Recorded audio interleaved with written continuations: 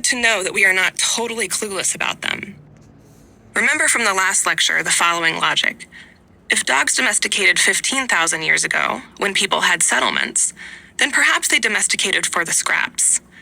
If they domesticated 30,000 years ago, when people were hunting a great deal, then perhaps they domesticated for help with the hunt.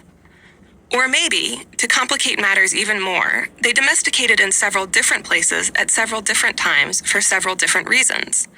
But let's not get too far into the weeds just yet. Last time, I just rushed by the idea that dogs evolved from an ancestor that looked something like gray wolves, for the sake of trying to show how dogs might have appeared on the evolutionary landscape. Now we need to pay that bill.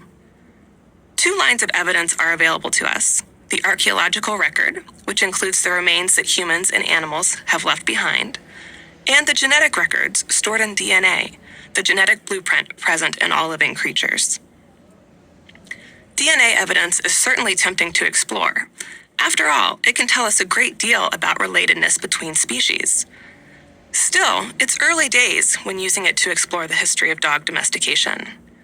As with many young, burgeoning research areas, there's not enough evidence yet to tell a compelling and consistent story. According to one set of analyses, for example, dogs could have domesticated as early as 100,000 years ago. However, that analysis was based on some estimates of when wolves and coyotes diverged into 2 different species, which were later discovered to be inaccurate. So we have to be careful about drawing conclusions too quickly. More recent and more reliable estimates, however, don't help us much with our current question about when dogs appeared. The recent genetic consensus fairly reliably suggests that dogs domesticated somewhere between 15 and 40,000 years ago, but remember that the answer to why dogs evolved hinges on whether they did so 15,000 years ago or 30,000 years ago. So a window that spans the whole of this very time period and more does not help us with our question.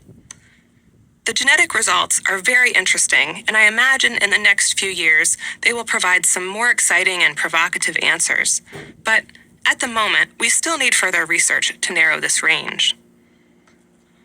While the genetic evidence doesn't help us yet, surely the archaeological record, the remains that animals and humans leave behind, can give us a straightforward answer, right? For example, exploring the fossil record is one common way that we track speciation, or creation of a new species. Shouldn't we be able to hop into the fossil record, spot the earliest remains we can find that clearly belong to a dog, and start the timeline there? As you might suspect by now, it's not that simple. After all, it can be hard to tell whether an entire skeleton belongs to a dog or a wolf, and generally the fossil record preserves a bone or 2, but not an entire skeleton, making this even harder. So, how do scientists identify what's a dog and what's a wolf from a set of remains?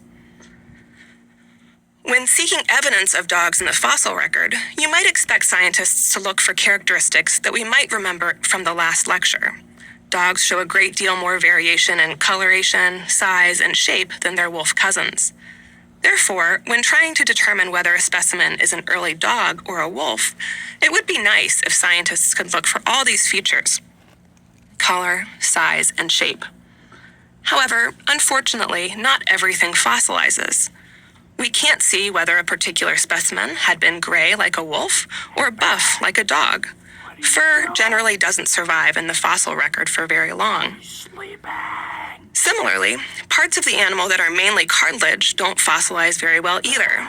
So we usually can't tell from the fossil record whether an animal's ears were perky, like those of wolves, or floppy, like those of some dogs.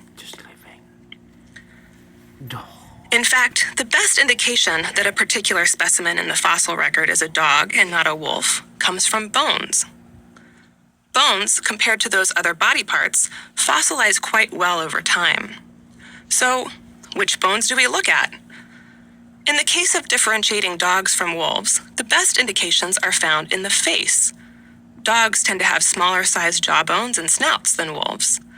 Interestingly, dogs' teeth didn't shrink proportionally to their jaws and snouts, resulting in more tooth crowding in dogs than in wolves.